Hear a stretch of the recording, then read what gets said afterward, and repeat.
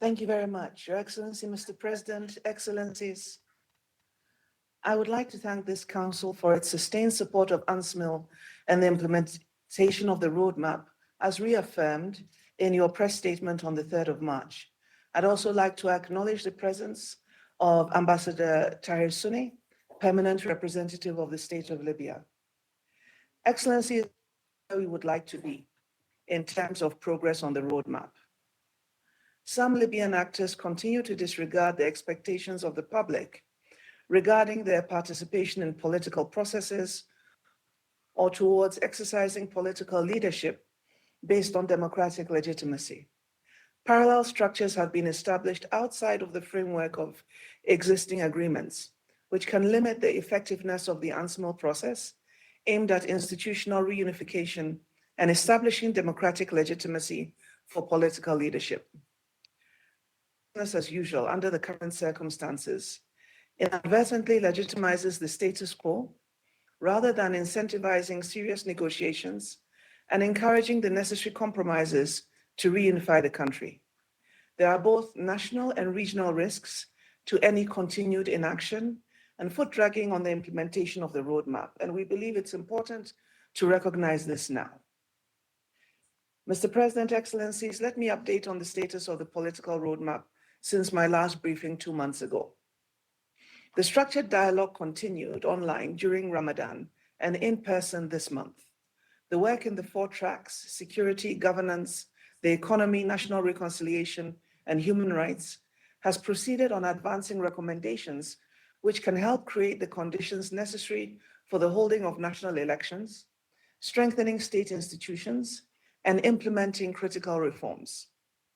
We in UNSMIL have appreciated the commitment and active participation of members of the Structured Dialogue Forum and their efforts towards articulating an agenda for Libya, focusing on the 4 pillars of the dialogue. At the end of this month, there will be an online plenary session to share the initial recommendations, and we anticipate that by early June, the Structured Dialogue will have a final report, which will be presented to political leaders and the general public. We envision these recommendations can help to shape a national vision and inform critical policy reforms that are necessary to strengthen national institutions and create the conditions for the holding of peaceful national elections. UNSMIL has continued to engage political actors, including the House of Representatives and the High Council of State, to advance the roadmap. We have also begun engaging a smaller group of stakeholders, as I indicated in my last statement to this Council. We acknowledge that there are concerns about proceeding in this format. For clarification, this identify ways to unblock the current impasse and pave the way for Libyan institutions to implement the first 2 milestones of the roadmap, building on the recommendations contained in the Advisory Committee's report. However, if there is not sufficient progress, as indicated earlier, I will be returning to this Council to present a proposal to move the process forward based on the provisions of existing political agreements.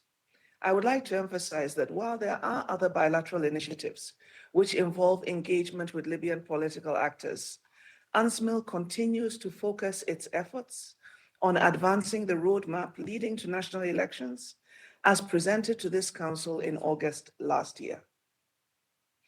Mr. President, Excellencies, in my last briefing, I stated that Libya's economic situation is deteriorating sharply, with currency pressures, rising prices, fuel shortages, uncontrolled and opaque public spending, and growing poverty. These trends confirm that the current practices underpinning it are no longer sustainable. This deterioration feeds public anger and increases the risk of further instability. The findings of the panel of experts released to the public 2 days ago help to explain the erosion of the state's capacity to govern through unified rules-based institutions. Libya's national wealth is being absorbed into a distorted political economy that fuels unaccountable spending and weaponizes oil revenues. This diversion of resources without a consensus on agreed national priorities weakens fiscal discipline and undermines the state's ability to function as a steward for implementing projects, programs, and initiatives that respond to critical public priorities and social spending commitments. We look forward to the recommendations of the structured dialogue on national priorities that would support a stable, peaceful, and prosperous Libya. We strongly urge the state of Libya to implement the panel of recommendations, particularly those relating to oversight and flows of revenues in the hydrocarbon sector. And I would like to request this Council to support Libya in these efforts. At the same time, Libya is facing a significant but potentially short-lived oil revenue windfall. This creates a narrow window of opportunity to reinforce macroeconomic stability and restore integrity in public finances. In this context, UNSMIL welcomes the signing on the 11th of April of Annex 1 to the Unified Development Programme by members of the House of Representatives and the High Council of State under the auspices of the Central Bank and supported by the United States as an important step towards greater fiscal coherence. The Annex adopts a unified spending framework for 2026, covering the chapters of the state budget and allocations for the National Oil Corporation. The impact of this agreement, however, will depend on the commitment of political leaders towards effective implementation and independent oversight of public spending. Without visible follow-through on enhanced transparency measures, expenditure controls, and efficient revenue management, this would reinforce the perception that formal agreements do not necessarily translate into change. There is also need for concrete improvements in the governance of the hydrocarbon sector, including enhanced transparency and monitoring of National Oil Corporation allocations, stronger linkage with the centralized salary system to include all armed actors, and adoption of an updated anti-money laundering, counterterrorism financing law. Without a comprehensive and enforceable package of implementation measures, it will be difficult to change the dynamics that lead to the diversion of the nation's wealth. Reversing this trajectory requires sustained political will from Libyan actors to restore the integrity of their public finances, unify key governance and oversight institutions, and dismantle the systems that enable diversion and state capture. It also requires collective responsibility from member states and Libya's partners to ensure that international engagement reinforces transparency, accountability, and stronger governance. Mr. President, Excellencies, on the 3rd of March, Prime Minister Dibeba initiated ministerial appointments for approximately 21 ministerial and deputy ministerial positions over a period of 2 weeks, expanding the cabinet to 32 ministers. We are of the considered opinion that all appointments should respect the provisions of Libya's previous political agreements, if they are to achieve the objective of unifying the country. UNSMIL takes note of efforts made by member states and Libyan initiatives to bridge differences among the Libyan actors to agree on potential unification of state institutions. We are of the view that the roadmap presented to this Council creates the opportunity to deal with these issues in a comprehensive manner. And I would urge Libyan actors to engage constructively on the steps that we presented to unify all institutions and implement legislative and policy reforms as outlined in the recommendation of the Advisory Committee and once concluded from the structured dialogue process. Mr. President, Your Excellencies, although no violations of the 2020 ceasefire agreement were recorded, the security situation remained fragile.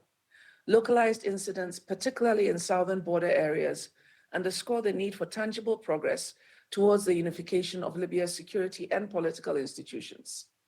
In the Western region, the Northwest coastal line remains volatile among armed groups and criminal networks, vying for control over territory and creating space for illicit activities.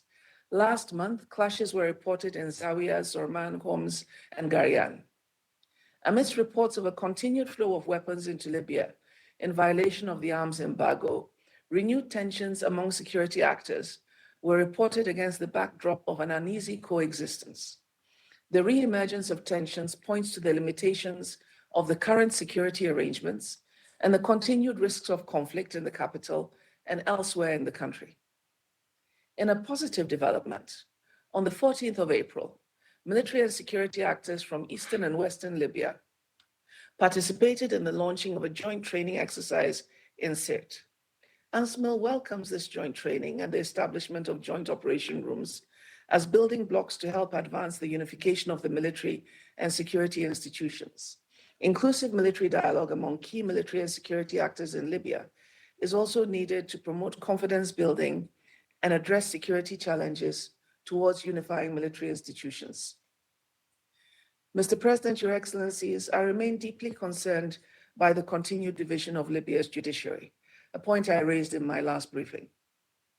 Since then, there has been little progress by Libyan actors in resolving this issue.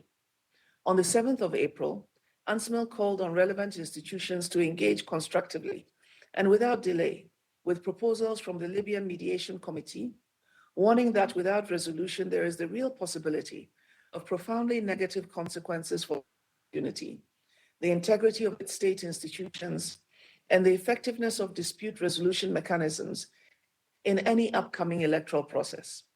The persistence of two constitutional bodies, two parallel supreme judicial councils, making unilateral decisions, including the appointment and transfer of senior judicial officers and the relocation of key judicial bodies from western to eastern Libya, has further entrenched institutional fragmentation and legal uncertainty. Progress is constrained by political interference, and those obstructing the resolution of this critical issue should be held accountable. Regarding human rights, there are continued reports of arbitrary detention, intimidation, and reprisals by security actors against perceived political opponents, human rights defenders, particularly women, public officials, and detainees. Attacks also continued against members of the Sufi community and their shrines, underscoring risks to religious freedom and social cohesion. While these patterns persist, I do welcome recent steps taken in the West and in the East, including the granting of access to Mitiga Prison in Tripoli to UNSMIL's Human Rights Service on the 11th of April, 2026, and visits by the Benghazi National Committee for monitoring the conditions of prisoners and prisons to detention facilities in the East, which reportedly led to the release of a significant number of detainees. I call on all Libyan authorities to continue these efforts, end such violations, and act swiftly to release those arbitrarily detained. UNSMIL remains ready to provide technical assistance to national authorities in this regard. Mr. President, Excellencies, the ongoing conflict in Sudan continues to humanitarian and protection needs in Libya, facing increasing pressure on national capacities. The Sudan Regional Response Plan, which also covers Libya, is intended to support approximately 597,000 Sudanese refugees and host communities in health protection and food security, with an estimated financial requirement of $115.5 million for 2026. I would like to urge member states to support this effort.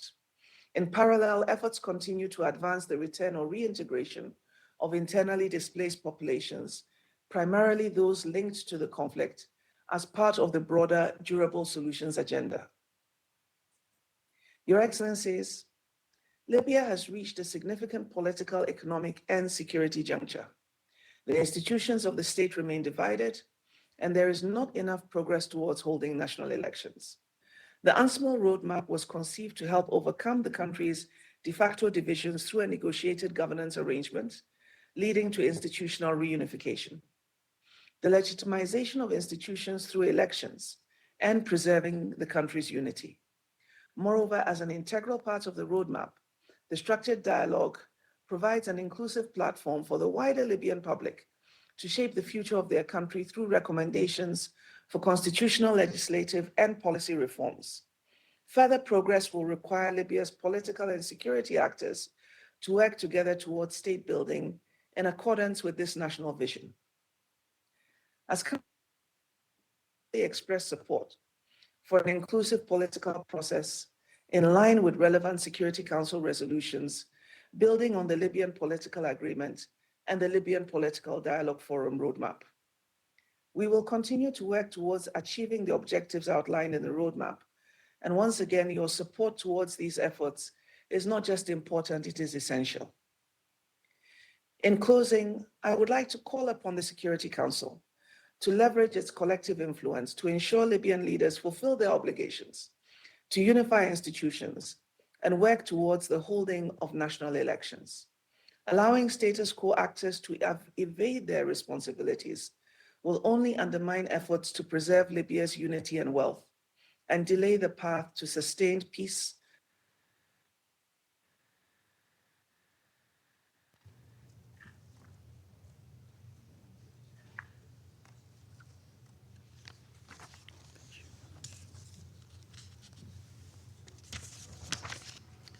I thank Ms. Tetteh for her briefing.